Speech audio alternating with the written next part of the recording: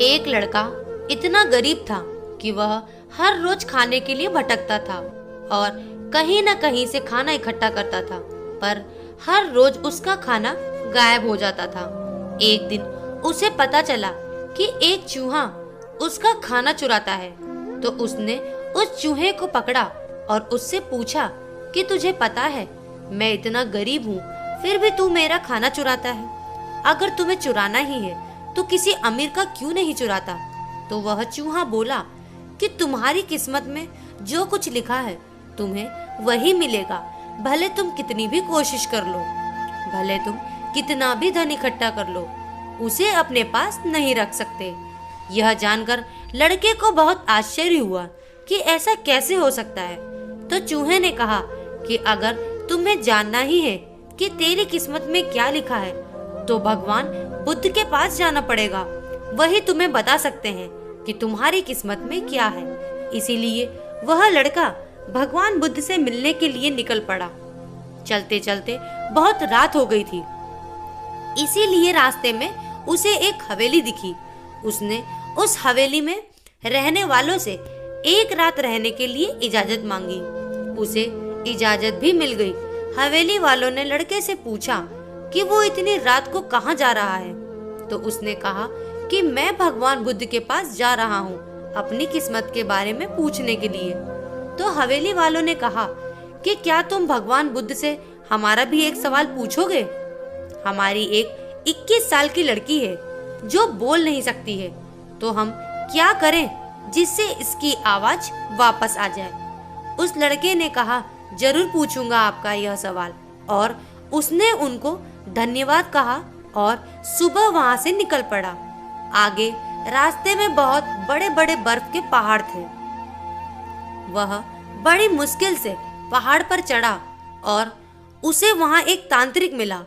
उसने उस लड़के से पूछा कि वह कहाँ जा रहा है, तो उसने कहा कि मैं भगवान बुद्ध के पास जा रहा हूँ अपनी किस्मत के बारे में पूछने के लिए।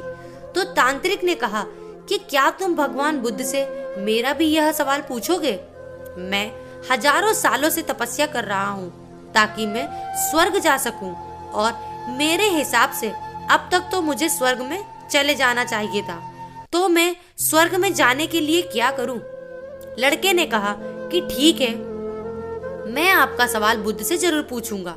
उस तांत्रिक के पास एक छड़ी थी। उस छड़ी की मदद से उस लड़के को बर्फ के पहाड़ के उस पार पहुंचा दिया। जब वह आगे बढ़ा तो उसके सामने बहुत बड़ी चुनौती थी। वहां बहुत बड़ी नदी थी जो वह खुद पार नहीं कर सकता था। तभी उसकी मुलाकात एक विशालकाय कछुए से हुई। कछुआ उसे लेकर जाने के लिए तैयार हो गया। फिर कछुए ने भी उससे वही सवाल पूछा, तुम कहाँ जा रहे हो? तो उसने सब बताया। तो कछुए ने भी एक सवाल पूछने के लिए कहा, मैं 500 सालों से ड्रैगन बनने की कोशिश कर रहा हूँ, पर अभी तक नहीं बन पाया, तो मैं ऐसा क्या करूँ जिससे मैं ड्रैगन बन जाऊं? लड़के ने कहा, मैं आपका सवाल जरूर पूछूंगा। कछुए ने लड़के को अपनी पीठ पर बिठाकर नदी के उस पार पहुंचाया। आखिरकार लड़का भगवान बुद्ध के पास पहुंच गया। वहां बहुत सारे लोग थे। बुद्ध ने कहा, एक व्यक्ति के केवल 3 सवालों के जवाब दूंगा। लड़का परेशान हो गया क्योंकि उसे तो 4 सवाल पूछने थे। वह सोचने लगा कि उसे कौन से 3 सवाल पूछने चाहिए। उसने कछुए के बारे में सोचा कि कछुआ 500 सालों से ड्रैगन बनने की कोशिश कर रहा है। तांत्रिक कई सालों से स्वर्ग जाने के लिए तपस्या कर रहा है, और वह लड़की बिना बोले कैसी पूरी जिंदगी निकाल सकती है। फिर खुद के बारे में सोचा कि मैं तो सिर्फ गरीब हूँ, मैं तो मांग कर भी अपनी जिंदगी गुजार सकता हूँ, पर कछुआ, तांत्रिक और लड़की की परेशानियां तो मेरी परेशानियों से बहुत बड़ी है। तो लड़के ने उनके 3 सवाल भगवान बुद्ध से पूछे। बुद्ध ने जवाब दिया कि कछुआ 500 सालों से ड्रैगन बनने की कोशिश कर रहा है, पर अपने कवच को छोड़ने के लिए तैयार नहीं है। जब तक वह कवच को नहीं छोड़ेगा तब तक वह ड्रैगन नहीं बन पाएगा। वही तांत्रिक जब तक अपनी छड़ी नहीं छोड़ेगा तब तक वह स्वर्ग नहीं जा पाएगा। और जब तक लड़की को उसका जीवन साथी नहीं मिल जाएगा तब तक वह बोल नहीं पाएगी। यह सब सुनकर लड़का वापस कछुए के पास आया और उसे सब कुछ बताया तो कछुए ने अपना कवच निकाल दिया। उसने जैसे ही कवच निकाला उसमें से कीमती मोती निकले। वह मोती कछुए ने लड़के को दे दिए और वह ड्रैगन बन गया। फिर तांत्रिक के पास गया और सारी बात बताई तो तांत्रिक ने अपनी जादू की छड़ी लड़के को दे दी और वह स्वर्ग में चला गया।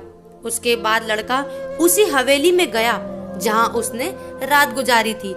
जब वह वहां गया और सारी बात उन घर वालों को बताई तो उन्होंने उस लड़की की शादी उस लड़के से करवा दी तो लड़की बोलने लगी। इस तरह लड़के को पैसा, पावर और एक खूबसूरत जीवन साथी मिल गई।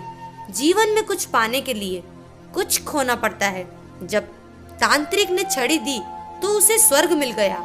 वैसे ही जीवन में कुछ बड़ा करने के लिए अपने सुविधा क्षेत्र से बाहर आना होता है। दोस्तों, कहानी आपको कैसी लगी कमेंट बॉक्स में जरूर बताएं और लाइक करें, शेयर करें, सब्सक्राइब करना ना भूलें। Thank you.